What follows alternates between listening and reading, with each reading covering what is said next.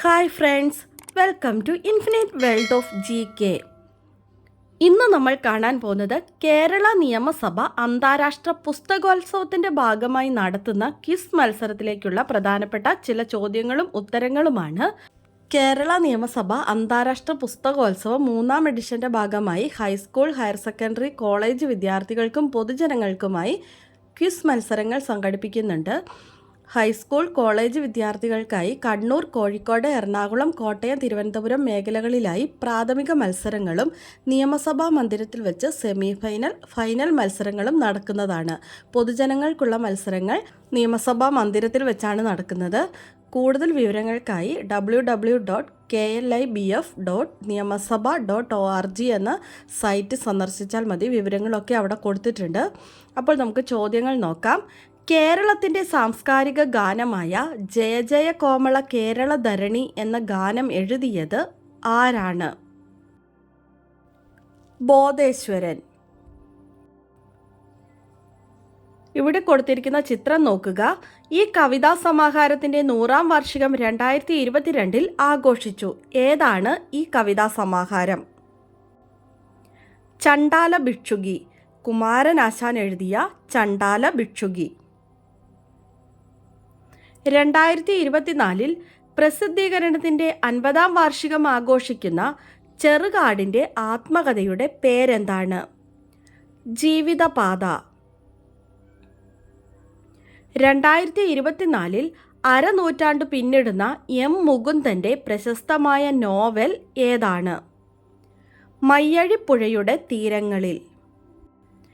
ദശപുഷ്പങ്ങളിൽ ഒന്നാണ് ഇവിടെ ചിത്രത്തിൽ കൊടുത്തിരിക്കുന്നത്. ഇതിൻ്റെ പേരെന്താണ്?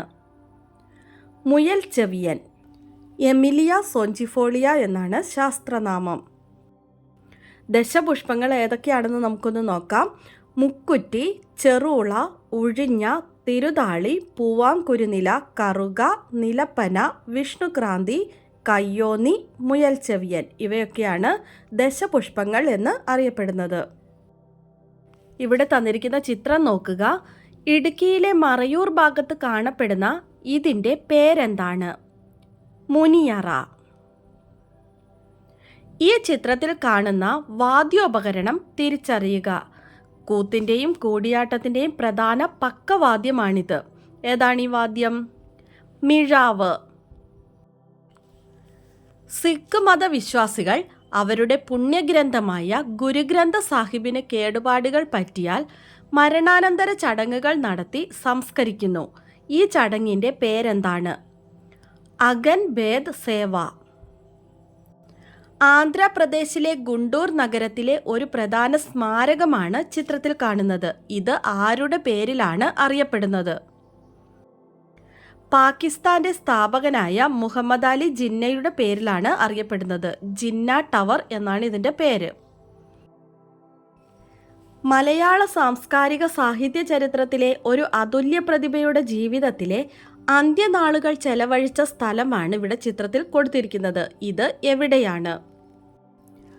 പാലക്കാട്. പാലക്കാട് ചിറ്റൂർ മഠം.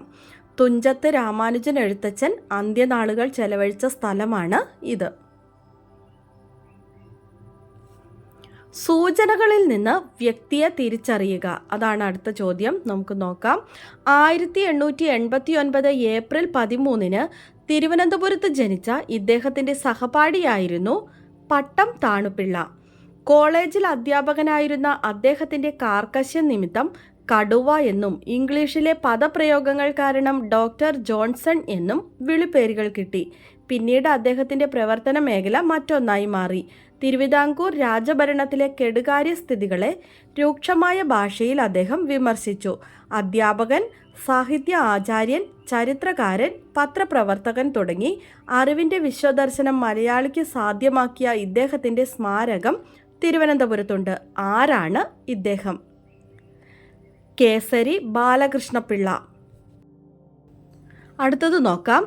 1992 മുണ്ടക്കൽ സാഹിത്യ പരിഷത്ത് സമ്മേളനത്തിൽ വെച്ച് മലയാളത്തിലെ എക്കാലത്തെയും മികച്ച കഥകളാണ് ഇദ്ദേഹത്തിൻ്റെതെന്ന് ടി പത്മനാഭൻ അഭിപ്രായപ്പെട്ടത് ആരുടെ കഥകളാണ്? അമ്മ മരിക്കുന്നത് കുട്ടിയുടെ മുഖം ഓർത്തുകൊണ്ടാണ്. അവസാനത്തെ ഓർമ്മ സ്നേഹത്തിൻ്റേതായിരിക്കും. സ്നേഹം നഷ്ടപ്പെട്ട ജീവിതങ്ങൾ ഇലയും ശിഖരവും നഷ്ടപ്പെട്ട മരങ്ങൾ മാത്രമാണ്. മലയാളത്തിൻ്റെ സുവർണ കഥകൾ എഴുതിയ ഈ വ്യക്തി ആരാണ്? ഈ വ്യക്തിയുടെ ആത്മകഥയെക്കുറിച്ച് KP അപ്പൻ ഇങ്ങനെ എഴുതി: ഈ കലാസൃഷ്ടി ഒരേ സമയം ആത്മകഥയും സ്വപ്ന സാഹിത്യവുമാണ്. ഭയത്തിൻ്റെ അർത്ഥമറിയാത്ത ഈ എഴുത്ത് ആർക്ക് സ്വന്തമാണ്? ഇത് ആരാണ്? മാധവിക്കുട്ടി, കമല സുരയ്യ. അടുത്തത് നോക്കാം. ഹിമാചൽ പ്രദേശിലെ കിന്നാർ നിവാസിയായിരുന്ന ഇദ്ദേഹം ഒരു സർക്കാർ സ്കൂൾ അധ്യാപകനായിരുന്നു. ഒരു പ്രത്യേക മേഖലയിൽ ആദ്യത്തേത് എന്നറിയപ്പെടുന്ന ഒരു റെക്കോർഡ് അദ്ദേഹത്തിൻ്റെ പേരിൽ ഉണ്ട്. 2022 നവംബർ 5 അന്തരിക്കുമ്പോൾ അദ്ദേഹത്തിന് 105 വയസ്സായിരുന്നു. ആരാണ് അദ്ദേഹം? ശ്യാം ശരൺ നേഗി. സ്വതന്ത്ര ഇന്ത്യയിൽ ആദ്യമായി വോട്ട് രേഖപ്പെടുത്തിയ വ്യക്തിയാണ് ശ്യാം ശരൺ നേഗി. ഈ ചിത്രത്തിൽ കാണുന്ന ചുംബിക്കുന്ന ഡൈനോസറുകൾ ഒരു രാജ്യ അതിർത്തിയാണ്. ഏത് രാജ്യങ്ങൾ തമ്മിലുള്ള അതിർത്തിയാണ് ഇത്? ചൈന മംഗോളിയ അതിർത്തി. കേരള നിയമസഭാ സ്പീക്കർ ശ്രീ AN ഷംസീറാണ്. ഡെപ്യൂട്ടി സ്പീക്കർ ആരാണ്? ചിറ്റയം ഗോപകുമാർ. കേരളത്തിലെ ഏറ്റവും ചെറിയ നിയമസഭാ മണ്ഡലം ഏതാണ്? മഞ്ചേശ്വരം. 14ാം കേരള നിയമസഭയുടെ ചീഫ് വിപ്പ് ആരായിരുന്നു? K രാജൻ. 15ാം കേരള നിയമസഭയുടെ ചീഫ് വിപ്പ് ആരാണ്? Doctor N Jayaraj. കേരള നിയമസഭാ ദിനം എന്നാണ്? ഏപ്രിൽ 27. കേരള നിയമസഭയുടെ ആദ്യ സമ്മേളനം നടന്നത് 1957 ഏപ്രിൽ 27 ആ ദിനത്തെ അനുസ്മരിക്കാനാണ് എല്ലാ വർഷവും ഏപ്രിൽ 27 നിയമസഭാ ദിനമായി ആചരിക്കുന്നത്. 1957 നടന്ന ആദ്യ തിരഞ്ഞെടുപ്പിൽ എത്ര നിയമസഭാ മണ്ഡലങ്ങൾ ഉണ്ടായിരുന്നു? 127 നിയമസഭാ മണ്ഡലങ്ങൾ. ഒന്നാം കേരള നിയമസഭ ഔദ്യോഗികമായി നിലവിൽ വന്നത് എന്നാണ്? 1957 മാർച്ച് 16. 1957 EMS മന്ത്രിസഭയിൽ എത്ര അംഗങ്ങൾ ഉണ്ടായിരുന്നു? 11 അംഗങ്ങൾ. കേരള നിയമസഭാംഗമായി ആദ്യം സത്യപ്രതിജ്ഞ ചെയ്ത വ്യക്തി ആരാണ്? റോസമ്മ പുന്നൂസ്. 1957 EMS മന്ത്രിസഭയിലെ വിദ്യാഭ്യാസ വകുപ്പ് മന്ത്രി ആരായിരുന്നു? ജോസഫ് മുണ്ടശ്ശേരി. 1949 രൂപീകൃതമായ തിരുക്കൊച്ചി നിയമസഭയിലെ അംഗസംഖ്യ എത്രയായിരുന്നു?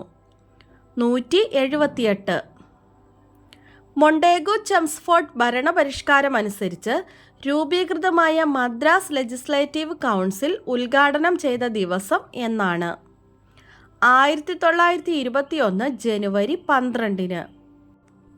ലെജിസ്ലേറ്റീവ് അസംബ്ലി എന്ന വാക്ക് ഇന്ത്യയിൽ ഏത് പരിഷ്കാര പ്രകാരമാണ് നടപ്പിലാക്കിയത്? 1909 മിൻറ്റോ മോർലി ഭരണപരിഷ്കാരം. ഒന്നാം കേരള മന്ത്രിസഭയിലെ ഏക വനിതാ മന്ത്രി ആരാണ്? KR ഗൗരിയമ്മ. ഏറ്റവും കുറഞ്ഞ കാലയളവ് കേരളം ഭരിച്ച ഏക കേരള മുഖ്യമന്ത്രി ആരാണ്? CH മുഹമ്മദ് കോയ. 54 ദിവസമാണ് അദ്ദേഹം കേരളത്തിൻ്റെ മുഖ്യമന്ത്രിയായിരുന്നത്. ഇന്ത്യയിൽ ആദ്യമായി നിയമനിർമ്മാണ സഭയിൽ അംഗമായ വനിത അല്ലെങ്കിൽ ആദ്യ വനിതാ നിയമസഭാംഗം ആരാണ്? ഡോക്ടർ മേരി പുന്നൻ ലൂക്കോസ്. 15ാം കേരള നിയമസഭയുടെ പ്രതിപക്ഷ നേതാവ് ആരാണ്? ഇപ്പോഴത്തെ പ്രതിപക്ഷ നേതാവ് VD സതീശൻ. തിരുക്കൊച്ചി സംസ്ഥാനം നിലവിൽ വന്ന വർഷം ഏതാണ്? 1949 ജൂലൈ 1. ഒന്നാം കേരള നിയമസഭയുടെ സ്പീക്കർ ആരായിരുന്നു? R ശങ്കരനാരായണൻ തമ്പി. തിരുക്കൊച്ചിയിലെ അവസാനത്തെ മുഖ്യമന്ത്രി ആരാണ്? പനമ്പള്ളി ഗോവിന്ദമേനോൻ. ആദ്യത്തെ മുഖ്യമന്ത്രി പറവൂർ ടി.കെ. നാരായണപിള്ളയായിരുന്നു. സുതാര്യ കേരളം പദ്ധതി നടപ്പിലാക്കിയ മുഖ്യമന്ത്രി ആരാണ്? ഉമ്മൻചാണ്ടി. വിമോചന സമരം നടന്നത് ഏത് മന്ത്രിസഭയുടെ കാലത്താണ്? EMS മന്ത്രിസഭ, അതായത് ഒന്നാം കേരള മന്ത്രിസഭ. 1959 വിമോചന സമരത്തിന് നേതൃത്വം നൽകിയത് മന്നത്ത് പത്മനാഭനാണ്. വിമോചന സമരം എന്ന വാക്ക് സംഭാവന ചെയ്ത വ്യക്തി പനമ്പള്ളി ഗോവിന്ദമേനോൻ. വിമോചന സമരവുമായി ബന്ധപ്പെട്ട് അങ്കമാലി മുതൽ തിരുവനന്തപുരം വരെ ദീപശിഖ ജാഥ നയിച്ചത് മന്നത്ത് പത്മനാഭനാണ്. വിമോചന സമരത്തിൻ്റെ ഭാഗമായി 1959 ജൂലൈ 31 ഒന്നാം കേരള മന്ത്രിസഭ പിരിച്ചുവിടുകയാണ് ഉണ്ടായത്. നമുക്ക് ഇന്നത്തെ ബോണസ് ക്വസ്റ്റ്യൻ നോക്കാം.